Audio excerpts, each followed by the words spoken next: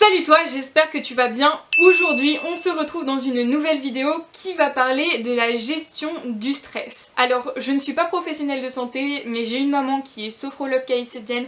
J'ai énormément de cartes en main que j'ai acquéries pendant ces dernières années sur le sujet du stress, comment ne pas stresser. Et c'est une question qu'une de mes amies m'a posée récemment et je me suis dit, bah écoute, je vais en faire une vidéo parce que c'est un sujet qui est quand même relativement intéressant et pour tout le monde. Alors pour te parler rapidement de ma relation avec les examens et ma relation surtout avec les oraux, je ne stresse pratiquement pas et lorsque je stresse en fait c'est juste que je tremble des mains mais je ne ressens pas de stress à l'intérieur de moi.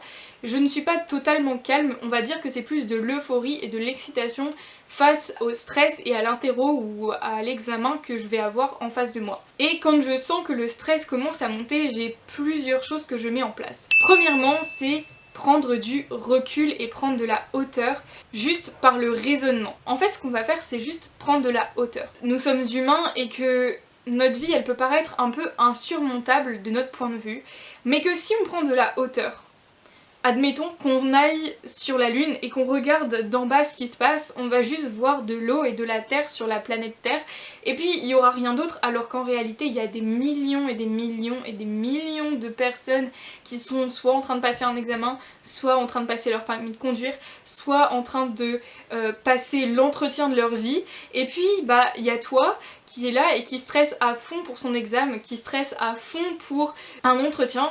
Et puis en fait, tu te dis que à hauteur de la Lune, si tu regardes tout ça, c'est juste calme, c'est juste paisible, il n'y a rien d'autre. Et que, bah au final, aux yeux de la Lune, ton stress, ça va juste être une micro-poussière dans la galaxie et au final, il n'y a pas du tout de raison de stresser parce que tu auras pris de la hauteur et que tu te dis, bah voilà, ma situation peut être bien pire en fait. Ensuite, il faut aussi que tu te dises que tu ne peux pas changer le futur.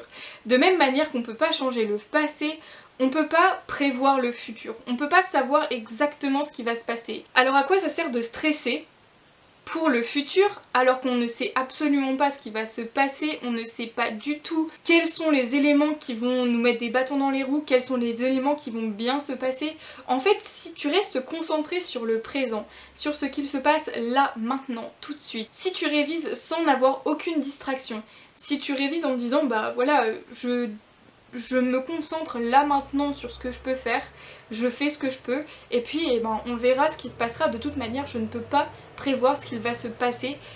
Tant que tu donnes ton maximum là maintenant, le futur est dans tes mains, le futur est avec toi et si tu t'es donné à fond dans le présent pour ensuite avoir un meilleur futur. Ensuite, il va y avoir la préparation mentale. Alors ça peut passer par plusieurs pôles. Moi je vais plus t'axer sur la méditation parce que c'est quelque chose qui m'a aidé énormément.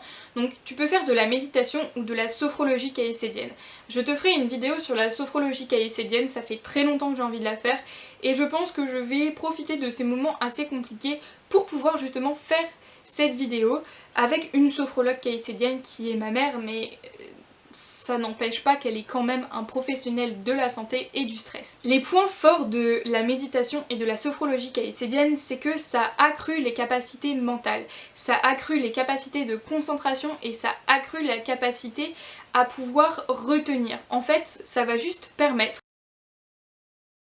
à tes tiroirs qui sont totalement ouverts en désordre avec tous les cours que tu as dans ta tête, à les refermer, tout ranger et les rouvrir vides pour que tu puisses remettre des cours dedans. Les activités manuelles. Alors personnellement je vais aller faire du dessin, donc de l'aquarelle, je vais aller faire de la couture, je vais aller faire du tricot et l'avantage avec le tricot, et non mesdames et messieurs ce n'est pas quelque chose de vieux, c'est quelque chose qui te permet de créer tout en prenant ton temps, t'as pas besoin de terminer de faire ton tricot tout de suite, tu peux le laisser de côté et puis recommencer. Ça va te permettre de te concentrer sur une seule chose à la fois.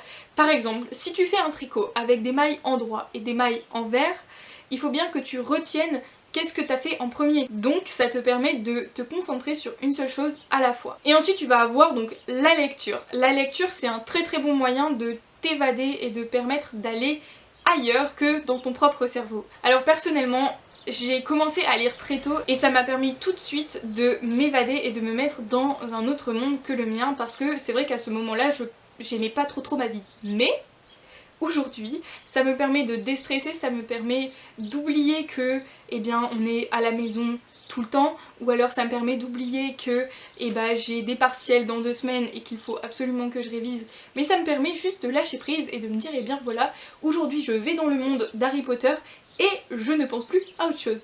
Et franchement ça fait énormément de bien, personnellement ça me détend et je pense que ça pourrait aussi te détendre. Je t'ai déjà fait des suggestions par rapport à des livres, je peux encore te suggérer donc les Hunger Games, les Labyrinthes ou encore Red Queen de Victoria Ayvard, qui sont en fait des livres tout simplement géniaux et qui vont permettre de pouvoir sortir de ce monde réel. Ensuite il va y avoir les douches froides. C'est l'un des meilleurs moyens pour déstresser et vous allez me dire oh my god mais elle est carrément folle celle-là. Non! La douche froide c'est un très bon moyen pour permettre de juste arrêter de penser et arrêter d'avoir cette frustration à l'intérieur de soi, parce que le stress c'est aussi de la frustration et au final quand tu vas te mettre sous la douche, je tiens à te le dire, c'est vraiment pas très agréable, mais en fait quand tu sais que t'as passé ce moment qui était pire que ton stress, au final tu ne penses plus du tout au stress et ça fait vraiment énormément de bien. Parce que sous la douche froide, tu peux plus penser en fait. Sous la douche froide, t'es tellement tétanisé par le froid que tu ne peux plus penser. Mais je t'invite à aller sur internet et à googliser les bienfaits de la douche froide parce que vraiment, c'est un truc de fou et ça fait énormément de bien. Ensuite tu vas pouvoir t'aider par des choses qui vont être plus médicinales comme les plantes ou les cristaux. Par rapport aux plantes, tu vas pouvoir t'aider avec de la camomille en infusion, donc tu te fais une infusion de camomille, tu bois cette infusion tous les soirs ou tous les matins, mais tu peux en boire toute la journée. Évite la caféine pendant les périodes de stress et tout ira bien, ça te permet de relâcher les tensions et au moins tu te sentiras beaucoup mieux. Tu vas pouvoir aussi utiliser des huiles essentielles, tu vas pouvoir utiliser la lavande vraie et tu vas aussi pouvoir utiliser le Ravinsara.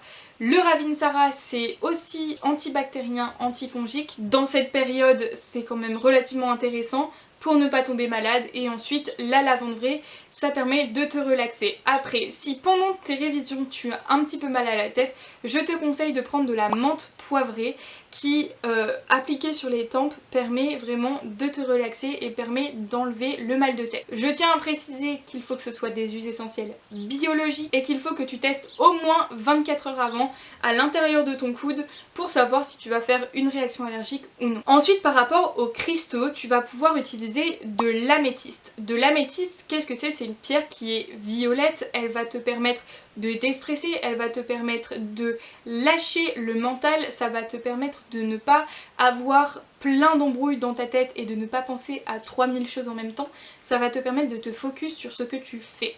Tu vas aussi pouvoir utiliser le lapis lazuli. Le lapis lazuli, ça permet d'avoir un regain de confiance en soi. Elle apporte aussi la plénitude et la paix intérieure et ainsi le stress est très rapidement évacué. Alors personnellement j'ai acheté donc ce bracelet-ci qui est un bracelet qui vient de chez Nature et Découverte. Personnellement j'adore ce magasin, quand j'y vais je ne ressors jamais les mains vides. C'est tout pour cette vidéo, mets un thumbs up si elle t'a plu, dis-moi dans les commentaires ce que t'as pensé, si ça t'a aidé, si ça t'a pas aidé, dis-moi aussi si tu as d'autres conseils que tu pourrais faire partager à la petite communauté, et puis abonne-toi, partage, et puis je te laisse aussi aller sur mon Instagram.